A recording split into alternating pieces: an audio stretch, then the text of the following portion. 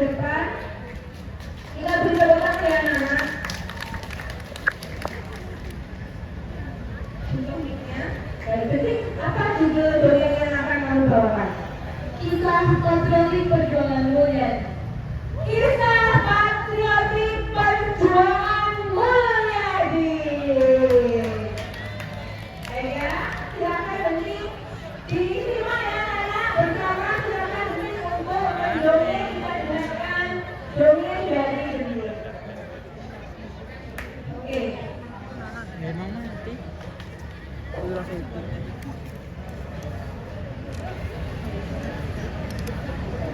Ini bisa dibantu ya Pak Dimas.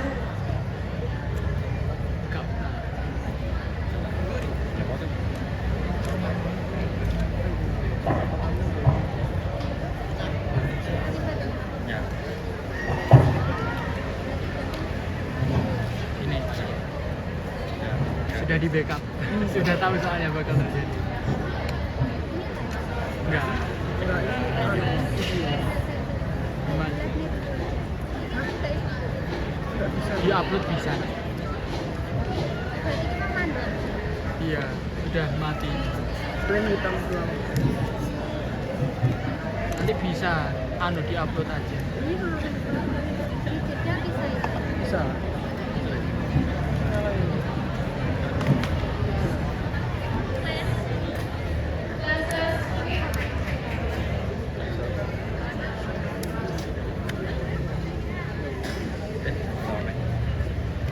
Assalamualaikum warahmatullahi wabarakatuh. Halo sahabat dokter, bagaimana kabarnya setelah liburan sekolah? Pastinya seru dong, apalagi kalian menghabiskan liburan bersama orang yang kalian cintai. Dan kita harus tetap semangat untuk hari pertama sekolah setelah liburan. Baiklah, izinkan saya untuk memperkenalkan diri. Saya Detik Aluna Bendari dari kelas 7B. Dan di sini saya akan menceritakan kisah dari kearifan lokal di Madiun, yaitu kisah patriotik perjuangan Mulyadi. Pada tanggal 18 September 1948, Partai Komunis Indonesia di bawah pimpinan Musso telah berhasil mengambil alih kota Madiun dari Pengadilan Republik Indonesia. Laskar Merah PKI berhasil menguasai hampir seluruh pos-pos pertahanan di kota Madiun. Hei kalian, serahkan senjata kalian, cepat! Siapa kalian? Mengapa kalian di sini? Kami adalah Laskar Merah PKI. Sekarang senjata kalian, cepat! Seluruh pos-pos pertahanan di kota Madiun sudah kami selesai. Dasar PKI, kalian ingin melawan pemerintah kota Madiun yang sah? Banyak orang kamu, cepat! Sekarang dia betul. Meskipun kota Madiun dikuasai oleh PKI, ada satu markas pertahanan di kota Madiun yang sementara tidak diusik oleh Laskar Merah PKI, yaitu Tentara Republik Indonesia Pajak atau yang biasa dikenal sebagai MASPI yang berlokasi di SMP Negeri 2 Kota Madiun. Pada hari ini, anggota tim masjid selesai melakukan pelatihan mereka. Saudara-saudara, kita tahu bahwa kota Madiun telah diambil alih oleh PKI.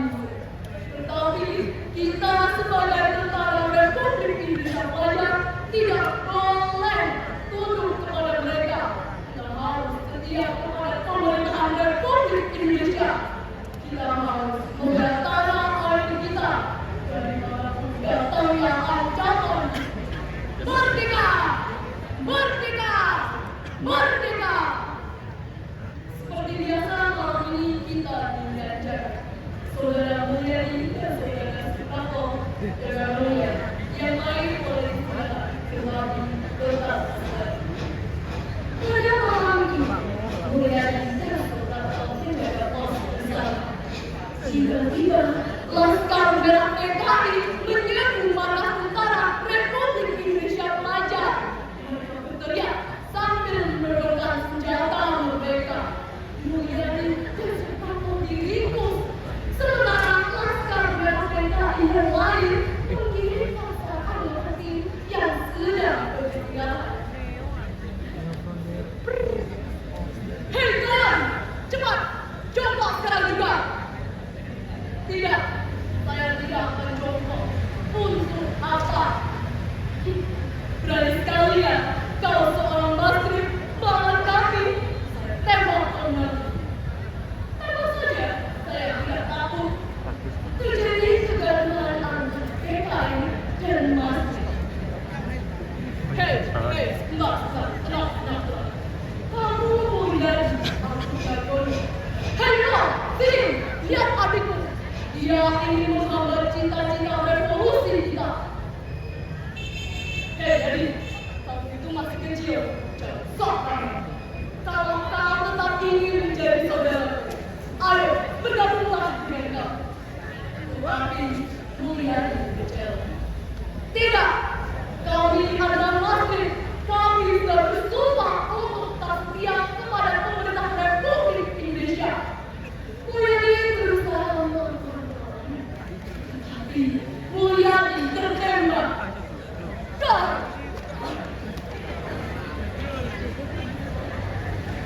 Hei kamu, tega sekali kau menembak adikku sendiri. Sempat kau berusaha melakukan perlawanan juga, tetapi tidak tertembak. Yo, tadi itu sangat hebat. Tindakanmu sangat hebat dan luar biasa. Saudara-saudara semuanya, sudah harus sedo. Ayo, bergabunglah dengan kami. Tunjukkan siapa pemimpin masjid ini.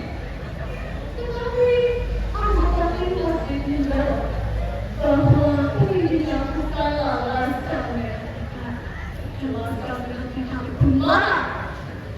Anggota tim masjid dibawa ke daerah.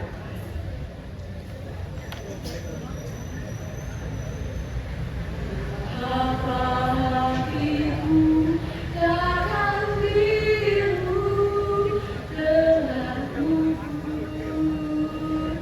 melawanku. Betapa hatiku tak akan sakit hamba ditinggal sendiri. Setelah kejadian berdarah di SMP dari dua pasangan itu, anti PKI musuh semakin terang-terangan di kalangan pelajar. Mereka menyebarkan pamflet anti PKI di seluruh pelosok kota hingga mereka mendapatkan dukungan para pelajar dari Ngawi, Magetan, Ponorogo, dan daerah lainnya. Maka pada tanggal 24 September 1948, PKI mengadakan rapat di Pendopo Kabupaten Madiun dipimpin oleh Presiden Kali. Ribuan pelajar datang tidak untuk mendengarkan hiburan Kali. Itu membuat suasana semakin gaduh dengan meneriakan yel-yel meninggalkan Kali.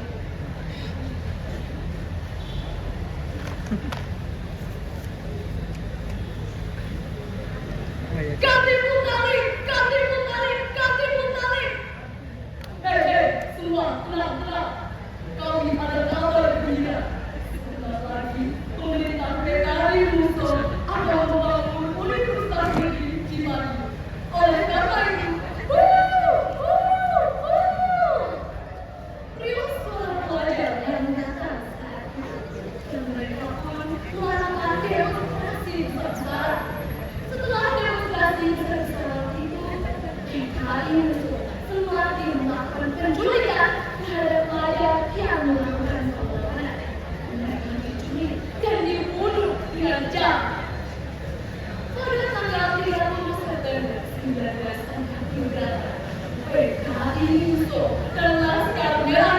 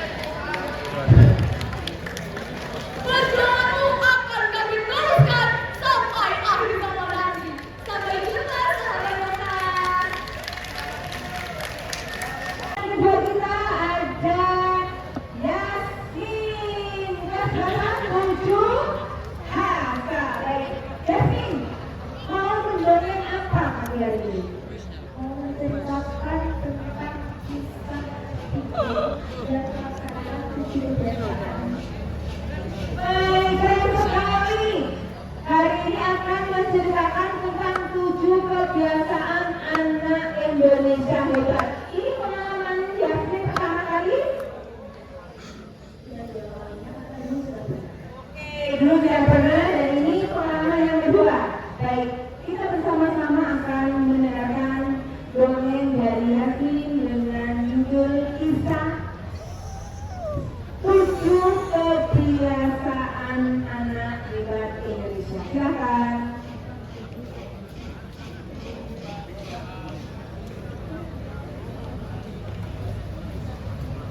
Assalamualaikum warahmatullahi wabarakatuh.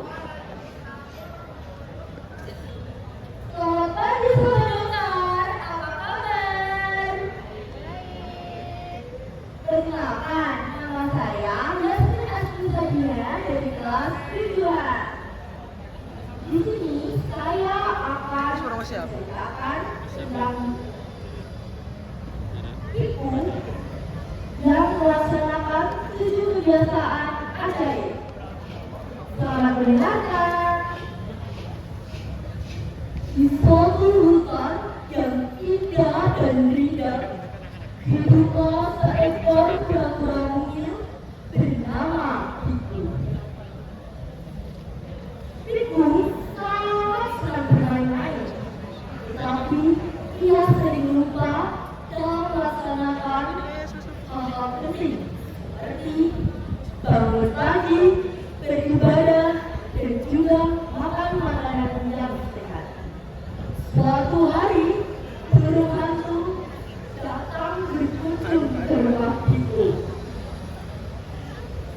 Burung hantu pun menyapa Piku dan berkata, "Wahai Piku, apakah kamu tahu tentang rahasia agar kami bisa menjadi kura-kura yang hebat?" Mendengar itu pun, Piku sangat senang. Jawab, "Tentu burung hantu, kau memberitahu aku bagaimana caranya agar aku bisa menjadi kura-kura yang hebat." Burung hantu pun menjawab dengan kebenaran. "Kau harus melaksanakan 7 kebiasaan ajaib yang dapat membuatmu disegani banyak orang. Kebiasaan ajaib yang pertama adalah bangun pagi. Piku, kau harus membiasakan diri untuk bangun pagi karena udara pagi sangatlah sejuk dan juga segar. Udara pagi dapat membantu kita untuk meningkatkan kefokusan. Dengan hal itu, Piku pun mulai mencoba untuk bangun pagi. Keesokan paginya, Piku menepati apa yang dia katakan kepada burung hantu. Dan dia pun berkata, "Wah burung hantu, ini rasanya sangat segar. Aku berjanji akan bangun pagi setiap hari."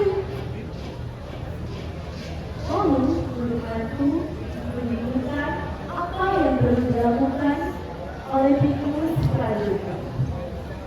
"Piku, janganlah lupa untuk beribadah. Berdoalah kepada Tuhanmu agar diberikan kelancaran." Piku mulai saat itu pun Piku mulai berdoa kepada Tuhan memohon pertolongan dan kelancaran. Kebiasaan ajaib yang ketiga adalah berolahraga. Burung hantu mulai mengajak Piku berjalan-jalan dan berlompat-lompat bersama di padang rumput di tepi hutan. Piku berkata, "Wah burung hantu, rasanya sangat menyenangkan. Bisa berjalan-jalan dan bermain berlompat-lompat di padang rumput bersama teman-teman." Burung hantu pun menyebutkan apa yang perlu dilakukan oleh Piku berikutnya, yakni kebiasaan ajaib yang keempat. "Piku, engkau harus makan makanan yang sehat seperti apel, bayam, jagung, dan juga wortel." Keesokan harinya saat sarapan, makan siang, maupun makan malam, ibu makan makanan yang sangat sehat dan bergizi.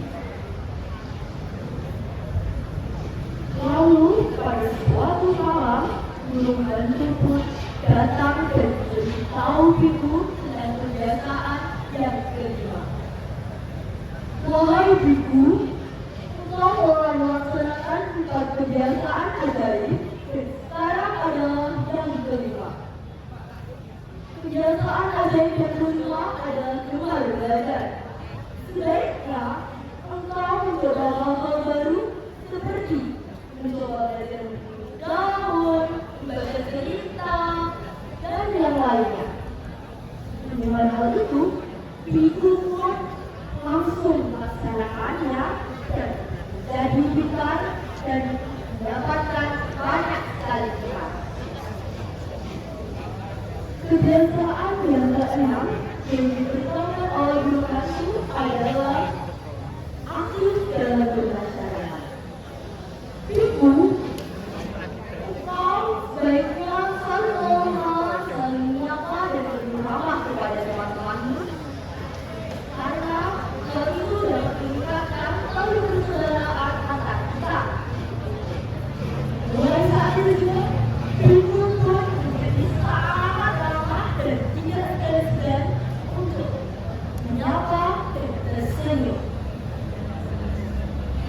Biku mulai mendapatkan banyak sekali teman dan Biku selalu bermain dan bersikap. Kebiasaan yang ketujuh adalah tidur cepat. Di suatu malam, saat Biku sedang asik bermain, burung hantu menghampirinya.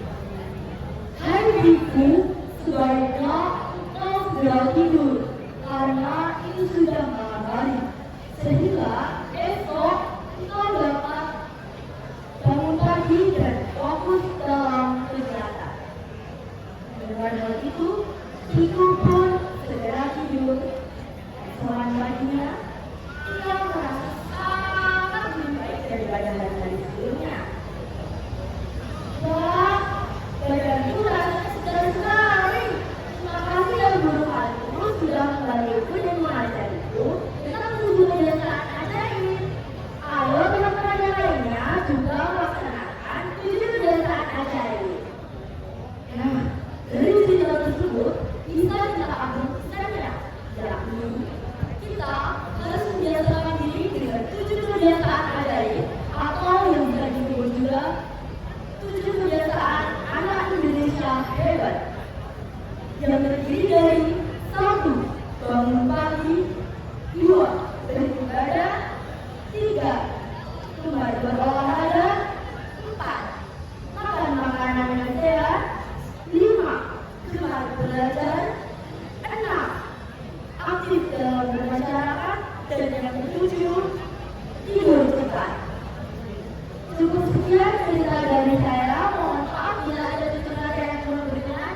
Dari saya, wassalamualaikum warahmatullahi wabarakatuh.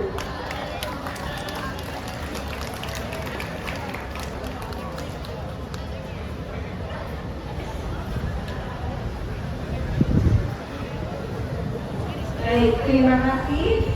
Jasmine, masih mau mendongeng lagi nggak satu saat? Masih. Semangat ya. Ya. Baik, terima kasih Jasmine. Terus belajar, terus semangat, semoga sukses selalu. Baik, anak-anak, untuk sesi dokter kali ini kita akhiri. Dan selanjutnya Pak Dimas ada. Nah, masih ada di satu sisa, tetapi sepertinya untuk tayangan live streaming, karena kalau misalnya ada di rumah harus kita akhiri ya Pak Dimas ya. Sebelum kita akhiri live streaming pada pagi hari ini, kita yel-yel dulu aja Pak Dimas. Oke, kita yel dulu. Yel yang pertama yang Bunda, kemudian yang yel kedua adalah SMP Negeri 2 Madiun. Ya. Dan yang belum mengakhiri kegiatan pada ini, terima kasih atas perhatiannya.